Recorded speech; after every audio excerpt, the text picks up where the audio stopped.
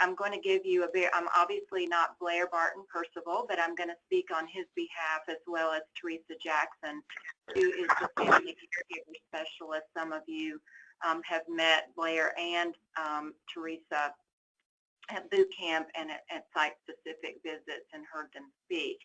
But I want to just give you a quick reminder of what the area agencies on aging do. They've been around for a long time, about 40 or 50 years now, and so have a lot of experience helping the more vulnerable older adults be able to stay at home and in their own communities where they're healthier and happier, and that's what we would all desire. So we very much appreciate these agencies and their services. We pay taxes that allow us to have these agencies across the state. They get funds from the federal, state, and local levels. So, you know, we need to make sure that we are tapping into them on behalf of our patients and caregivers and maybe even your own families. You can see the map here, and you can see where you're located and which region might be supporting your patients and caregivers there at your sites. We happen to be in Region G, which is the Piedmont Triad Regional Council Area Agency on Aging, and you can see here their core functions, what they do as a regional agency: advocacy, planning, program and resource development, information brokerage, funds administration, and quality assurance, as well as really important training and education for agencies that they work with across the state. They provide some of their services by contract, and you're familiar with the ones listed here for meals, maybe like mobile meals or Meals on Wheels. Transportation is critical, especially in our more rural areas where transportation is not good. You can reach out to them. In-home services like in-home aid services. We have strongly been promoting the use of respite services for our caregivers and families. And then I want to also highlight falls prevention, and I'll speak just a couple more minutes about that momentarily. They also are direct service providers.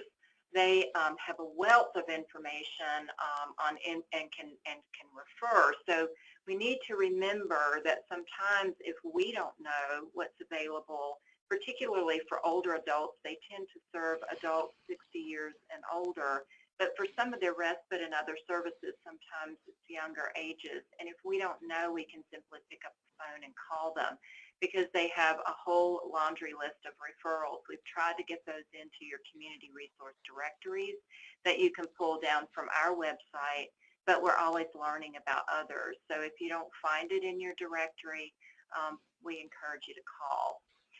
Some of these agencies can provide case management and health insurance counseling, and certainly in this time of very complex insurance information, don't hesitate to reach out to get some assistance for your patients and caregivers there. And then the family caregiver support programs.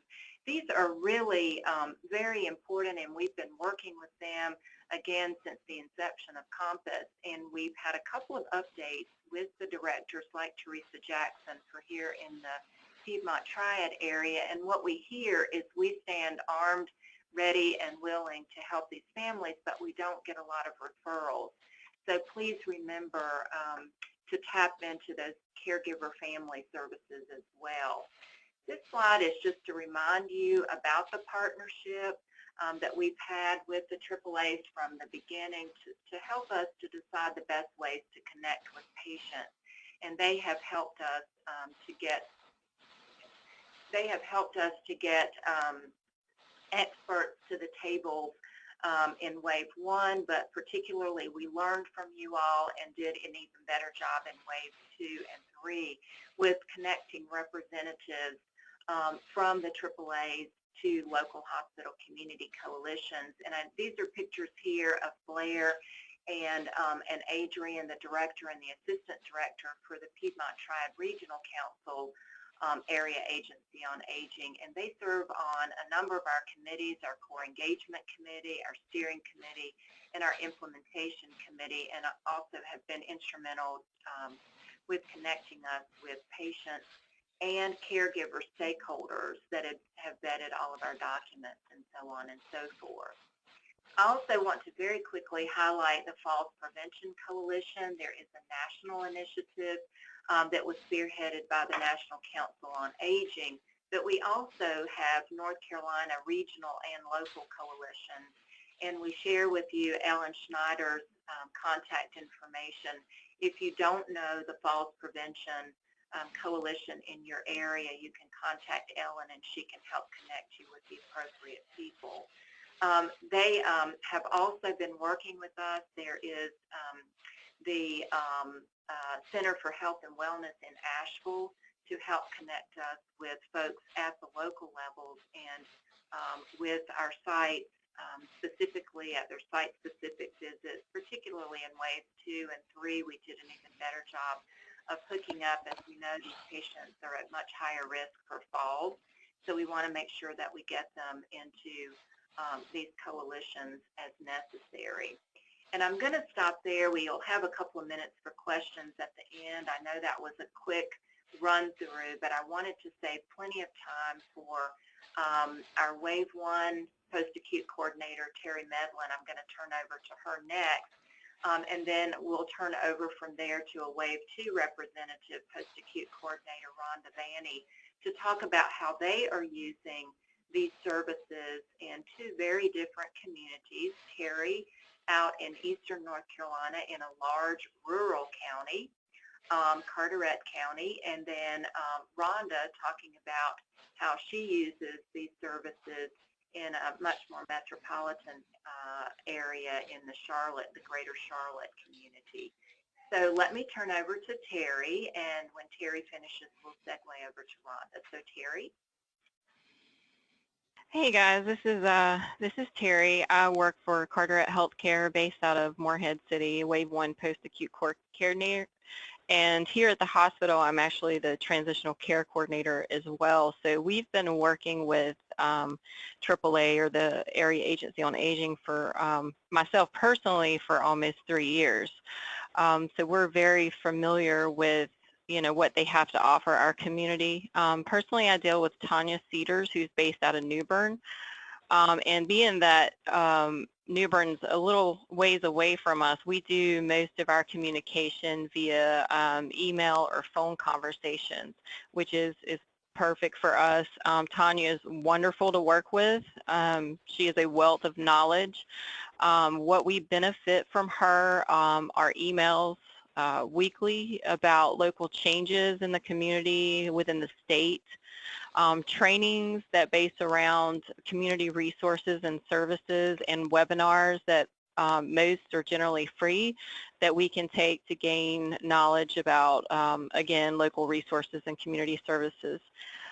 She also fills us in on long-term care ombudsman, which I'm not sure if you guys are familiar with that, but they basically focus around long-term facilities or home health care agencies. We use them a lot just because a lot of our patients, whether it be just regular discharges from the hospital or if they're in the Compass program, have home health services. So we use her based around what their rights and responsibilities are and what the patient's rights are. If we ever run into any issues there, she's a great resource for that. She gives us information on local services, as Sylvia said, the Meals on Wheels, a lot of transportation services. Being that we are in such a large county, we have a lot of patients who have problems getting to doctor's appointments, outpatient therapy. Thankfully, we do have a lot of community pharmacies that do deliver, so we don't usually run into that too much. But she helps connect our patients with transportation to and from those appointments.